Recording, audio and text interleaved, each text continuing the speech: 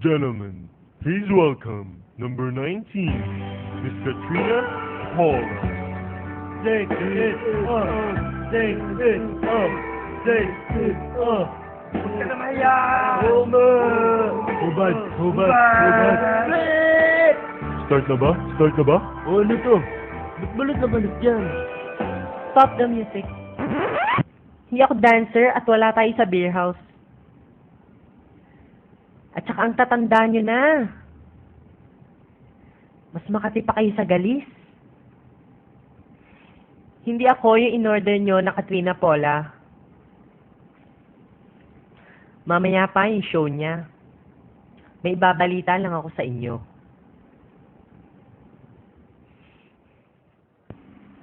Sumulat sa akin ng asawa ko. Hindi daw siya makauwi dito dahil sa kahihiyan.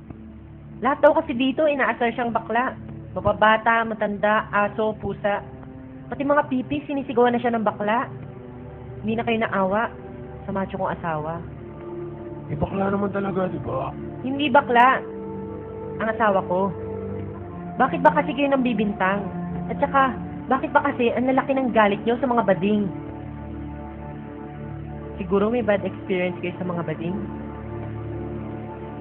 O baka naman, may hinanakit kayo kasi yung tatay nyo bakla. O baka naman kayo mismo yung bakla. Tandaan nyo, ang mga magnanakaw, galit sa kapwa magnanakaw. Kunyari pa kayo, bintang kayo ng bintang ng bakla, kayo siguro itong tunay na bakla. Sino ba nagsabing bakla? Oo, sa tingin ko hindi nga bakla. Oo nga, lalaking lalaki si Samson. Sino ba kasi yung nagpasimuno? Magaling! Realistic! Kung hindi bakla si Samson, bakit sa tingin mo hinirap niya yung panty mo?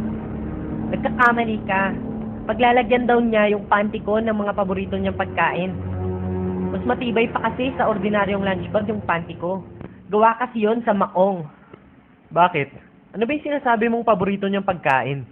Hindi ko nakikitang kinakain niya itong mga to. Pero madalas siyang nagpapabili sa akin ng hotdog, saging, at saka talong. Abay bakla nga. Hotdog? Talong? Ayaw ba niya ng footlong?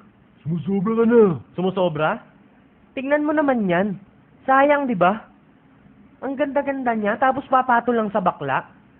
Ni hindi ko nga alam kung bakit ka nagagalit sa akin. Wala naman akong ginagawang masama sa'yo.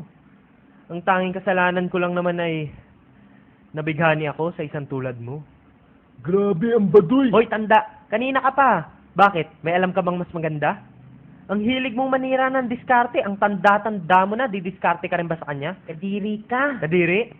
O narinig mo yun? Matanda ka na raw. Hindi raw siya mahilig sa mga amoy lupa at inaagnas na. Doon ka lang daw sa luneta maghanap ng lola na kapareho mong amoy baul. Oh, pinapatanong niya kung umiinom ka daw ba. Tigang na raw kasi. At saka kung may sakit ka daw ba, lagi ka raw kasi nanlalambot. Buti pa raw ang bangkay, tumitigas. Wala akong sinabi. Ano ka mo? Oh, wag mo na din daw subukang mag-Viagra. Baka mabilaukan ka lang, tumigas pa leeg mo. Pero kung gusto mo talaga, pwede mo raw isabay sa lugaw para lang malunok mo. May nakapagsabi na ba sa'yo na parang ang perlas? Ang sarap mo din kasing sisirin. Abat talagang... Whoop! Ohoy! Para siyang unggoy sa Manila Zoo. Ay, Ohoy! Yan ang tinatawag na dura ng pagmamahal. last na. Maubusan ka ng laway. Lagyan nyo nga ng tawas yung sipilyo niyan. At amoy kilik-kili yung laway niya. Yan, tama yan. Steady ka lang dyan. Para pwede kitang galawin.